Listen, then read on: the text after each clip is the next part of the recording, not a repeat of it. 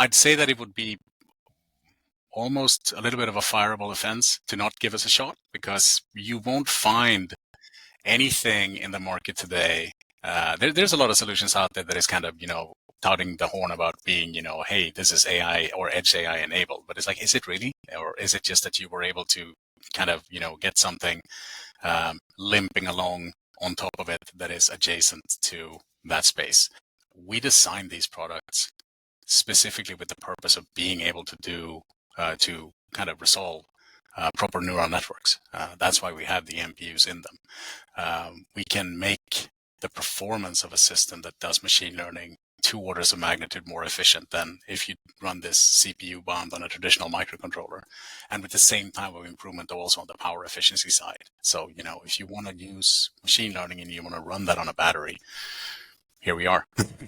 Please come check us out. alifsemi.com or one of our distributors for the boards. Hey, it's Eamon with ipXchange here at the ipXchange studios for another ipXperience, a pre-embedded world ipXperience with Alif Semiconductor. So you may remember me talking to Henrik and Guy talking to Henrik loads at CES 2024. So we're very excited to have them on the ipXchange booth along with a few other partners. And since we've talked about Alif so much, I think a great thing to talk about would be kind of the evaluation platforms and what each of them would be useful for designing a product. So, Henrik, I think probably as with anything to do with Alif, the best thing to do is to just start with what the Ensemble devices offer to engineers, and then we'll go into the evaluation platform. So, if you could just summarize in a few sentences, I think that would be the best way to start. I'd love to. Thank you so much for having me on. It's great to be back with you. Oh, no worries. Always a pleasure. I think I said this before when we've talked in the past. Really, what we try to do at Alif is that we try to deliver a next generation level microcontroller, essentially to give people something that has, everything that they really want to put in the systems that they design, but packed into one chip. So the opportunity that we saw as a company was that there's all this technology out there that is, latest generation, much better than what is really being used to make these kind of products today. But because of a lot of inertia around, how difficult it is to move something that is working on an older platform to a newer platform, it's not being fully taken advantage of. And all of us that work for Alif, we've done these products for a very long time, and we kind of understand, how to put it together and how to do it quickly. So we saw that, hey, we can come in here and we can make things using the latest and greatest technology available, and just bring that out in a super tiny form factor that almost uses no power at all, and that is incredibly fast. And what is not to love about that? So that's exactly kind of what we set out to do. And the challenge always with making this kind of technology, and I mean, it gets a bigger and bigger challenge through every iteration of the technology, is that there's so many things that you can do with it. It used to be, fairly simple. You kind of have, an integrated circuit. It combined 2 functions, and you had a third function and a fourth function and a fifth function. And I like to say that, what microcontroller guys do is they integrate. That's really the only thing that we do all days, every day. So we just look at, what are people doing? Let's just put that together with everything else and deliver it in a small form factor.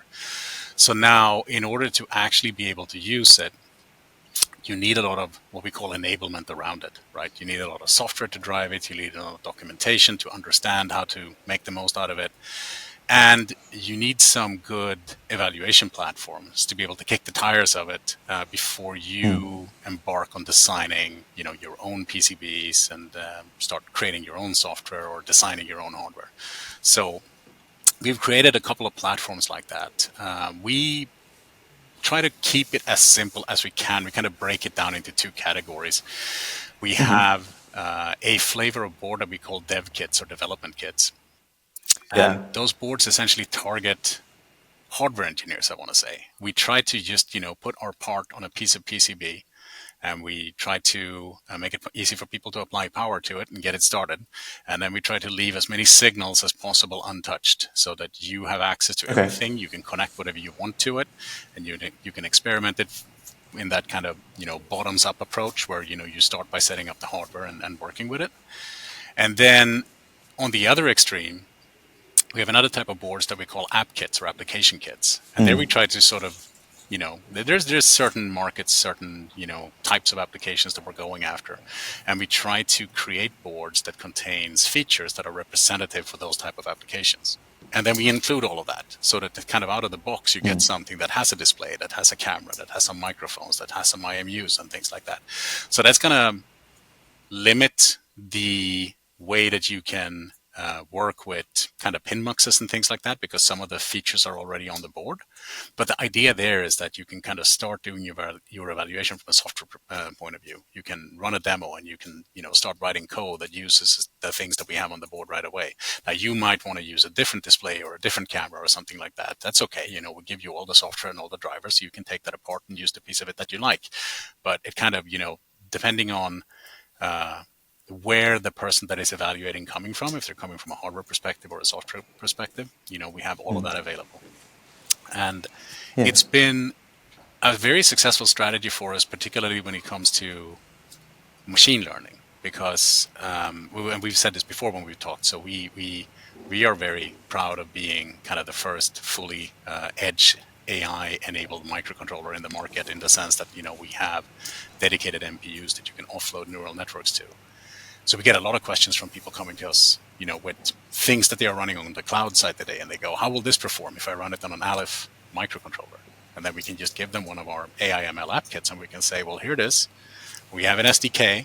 All you need to do is to bring your model, deploy it on the board, and you can test out the performance of that right away.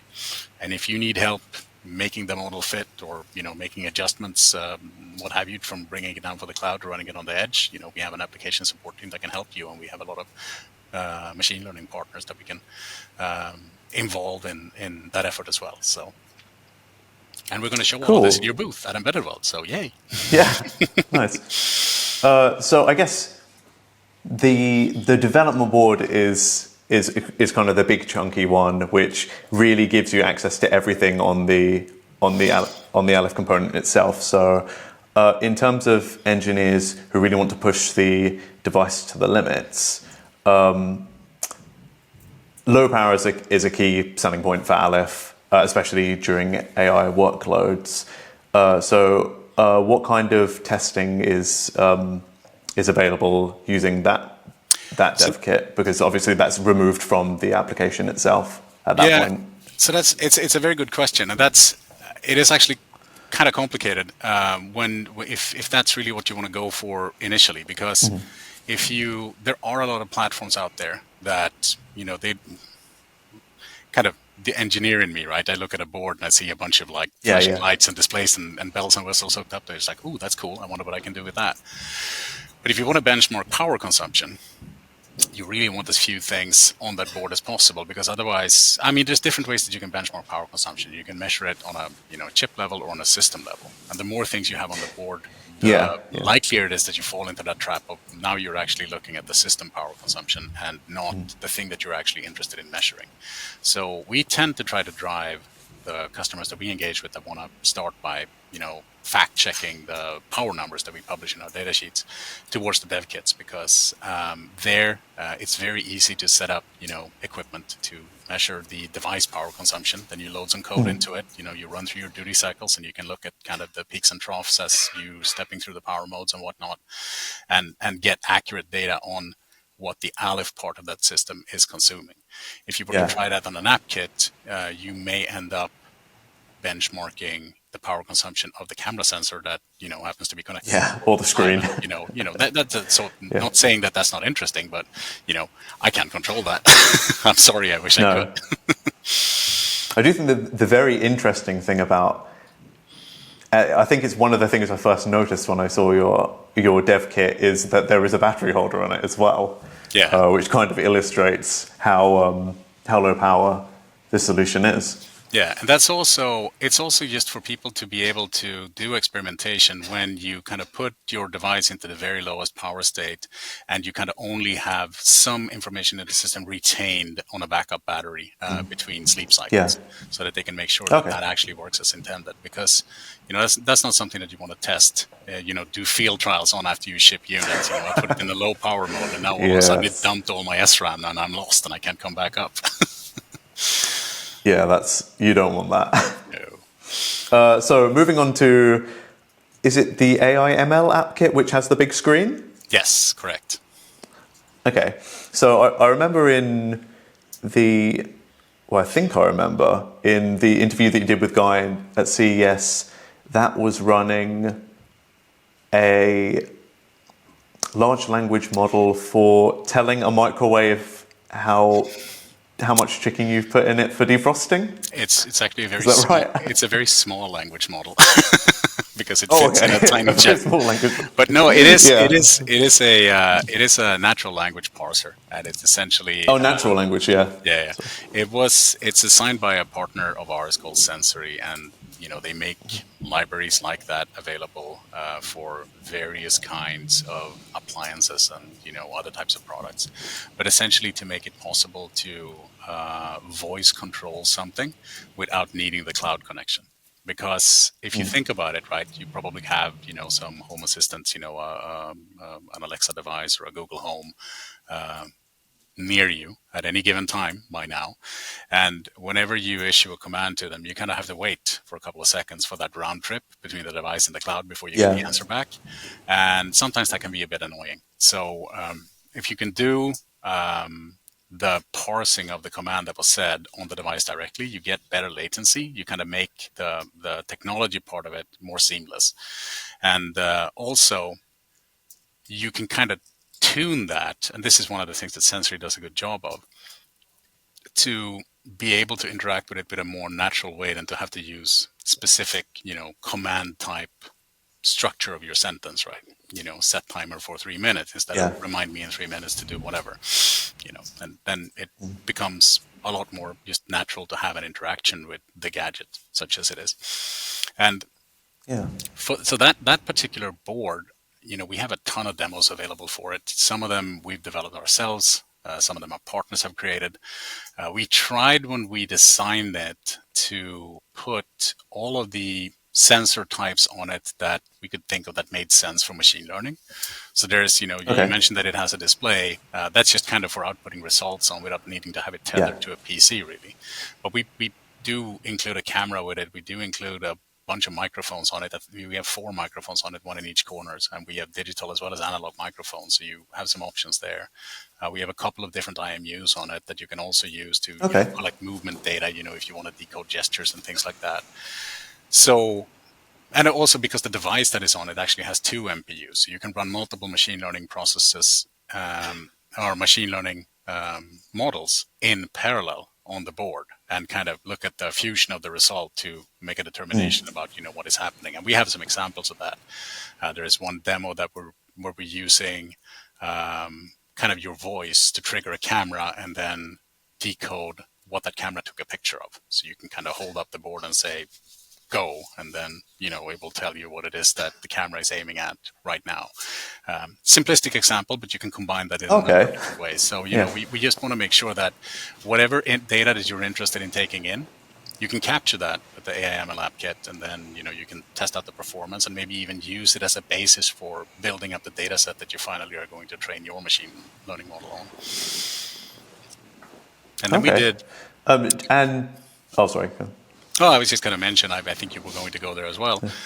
We showed you this new version of an app kit that we introduced at CES. Actually, the vision-based app kit. That's about the size of a book of matches, and on that board, you essentially have an intelligent camera pipeline. So we have one of our Ensemble E3 devices with the 2 MPUs. We have a couple of microphones, we have a camera module, and we have a Wi-Fi BLE module from our partners at Telit. And the idea there, we try to make that as small as possible. And I mean, we can make things pretty small. We have some customers and partners that can make them even smaller than that. It's amazing how much they can compress designs. But if you think Yeah. about it, in the size of a book of matches, you have the power to create a camera that is able to essentially decode whatever it is that it sees and take actions on the meta information that the inference processing generates. So, if you want to know how many people walk past it, instead of having to send a stream of video and, do some complex counting algorithm outside of the device itself, you just essentially send a running tally of, how many people have passed it. If you want to do something like, I want to open a gate when my car approaches, but not when the neighbor's car come up to the gate, you can have a license plate decoder. Just scan the license plate for the car that comes up to it, and it will open it for you. So there is, just to be able to kind of have vision with some intelligence behind it, and to be able to, on the fly, in that imaging pipeline, make the decision. It opens up a really wide array of possibilities. So it's something that we're really excited about seeing, kind of, what people will do with. And also how it will improve situations where you may want to make decisions based on input taken from an image sensor, but you have some concerns about privacy when it comes to kind of collecting Yeah. those pictures, because everybody doesn't like to be recorded all the time. But if the video never gets stored and all you get is the information that, yep, there was a person in front of the camera 5 seconds ago, then you kind of, you're protecting the integrity of the individual while still getting the data that you're looking for. Nice. So actually, I think, because the first discussion you had with Guy at CES was really about what is AI, and then it kind of gradually got into how AI can, well, by the third one, it was how AI can help with security in the IoT, which is I'm not sure if you saw, I did a thought piece on that, and your discussions really heavily shaped that piece. But I think something that I'd like to ask is, so you've got the Vision App Kit, which is the smaller one, and the AI ML App Kit. Correct. If a designer was looking at both of those, where would you point them towards, one or the other, in terms of applications, do you think? I think it kind of depends on two things. Are they looking for it in terms of a design reference? Like, I want to know how you're able to make this with only a handful of passive components and your chip. In that case, probably the Vision App Kit is the one to look at, but I don't necessarily think that they might be interested in the board. They might just be interested in the Altium files that we publish, because, we make these boards, we make these references. Yeah. But the reason we make them is because we want to give them away, because we want to get our customers a head start on their designs. If you're interested kind of in, do I pick one or the other because I want to experiment with it, and I want to try out some things, you can try out more things on the AI/ML App Kit, because we put more sensors on that board, and that's something that you can go to any of our distributors today and just place an order for. They'll ship it to you, and you're off to the races.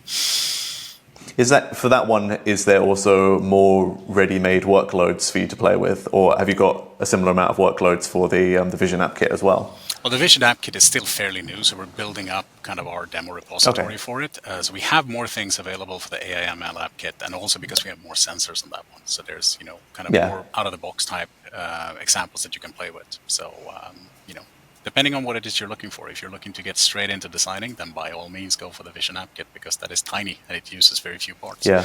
But if you want to get just, a nice piece of kit put on your desk and go nuts with machine learning on microcontrollers, then the AI/ML App Kit is for you. Cool.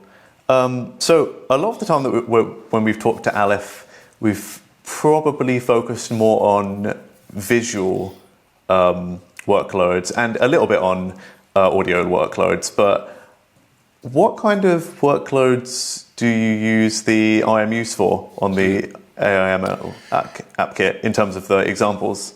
Yeah, so that's and I assume there'll be some sensor fusion as well. No, but it's a good question. the reason that we kind of tend to skew a little bit about vision when we talk about what we can do with our products is because that is something that is essentially impossible to do in a Yeah. meaningful way on a traditional microcontroller. At the end of the day, it doesn't really matter what the data is. It's just data for the processor, right? Yeah. And it's more about, how fast is the data coming at me.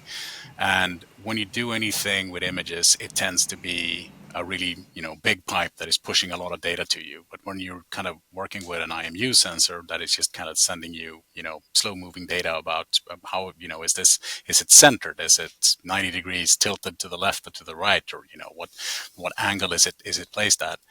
Then because the data is coming at you with at a lower rate, it's somewhat easier to process. Now that depends on exactly what you're doing when you're processing it, because like you said, sensor fusion is another thing. You might want to compare that or take that measurement together with something else in a system and then derive some result based on all the inputs that you have. And the more things that you combine, the more horsepower do you need for the computations that you're doing. But we don't really have any limitation sorry, when it comes to the type of data that we can take in.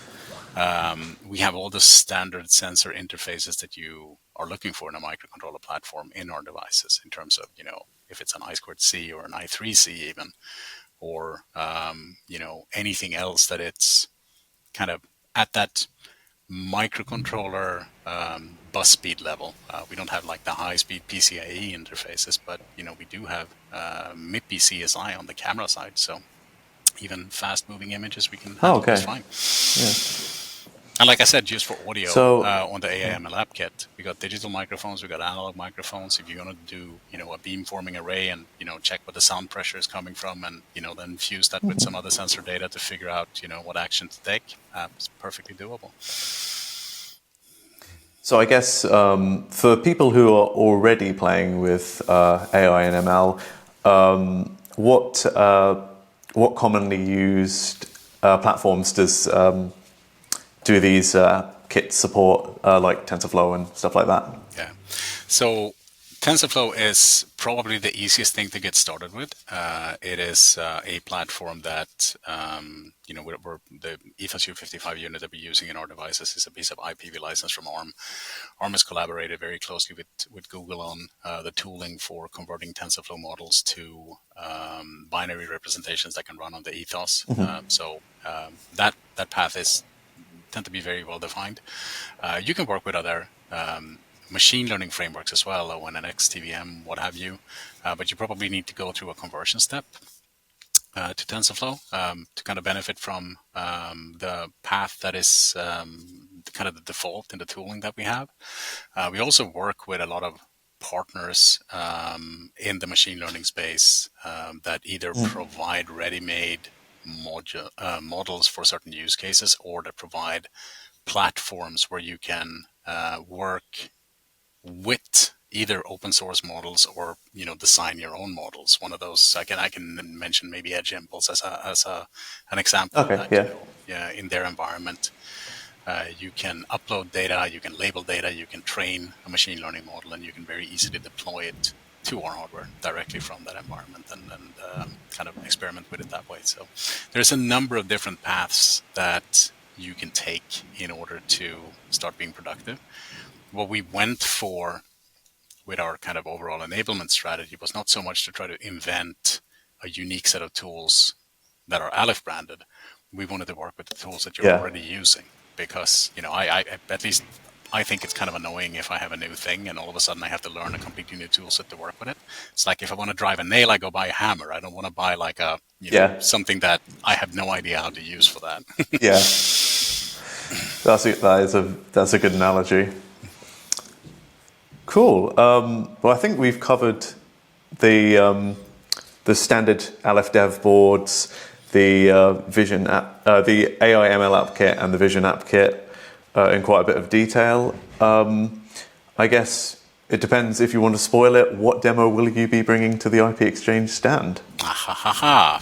You should come by the ipXchange stand and you should see for yourself. It's going to be something new that we haven't shown before, and it's going to be multiple models running at the same time, doing that little bit of sensor fusion that we talked about to show some really cool Oh, results. nice. So Cool. Well, I am looking very, very forward to that.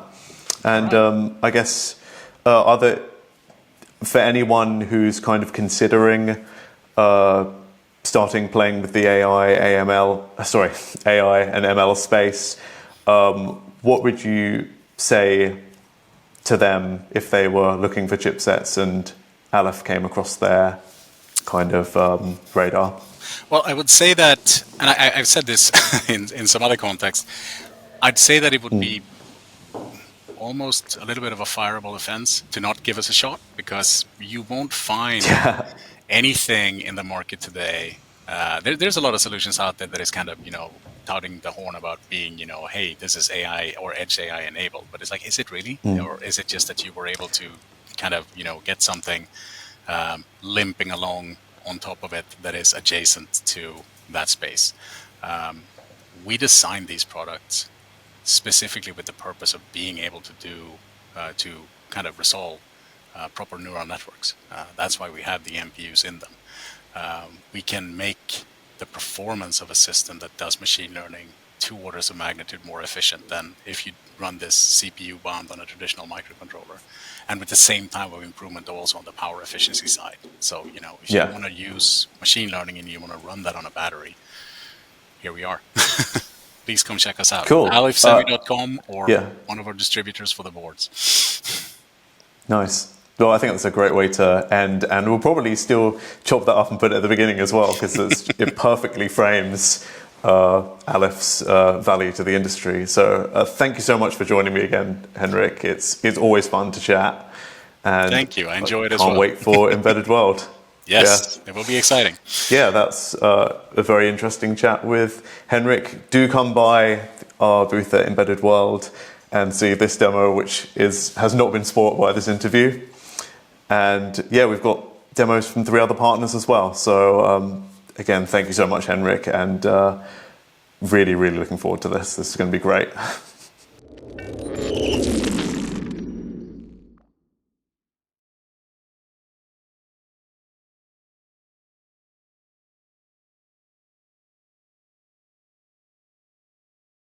Hey, yo, where my engineers at?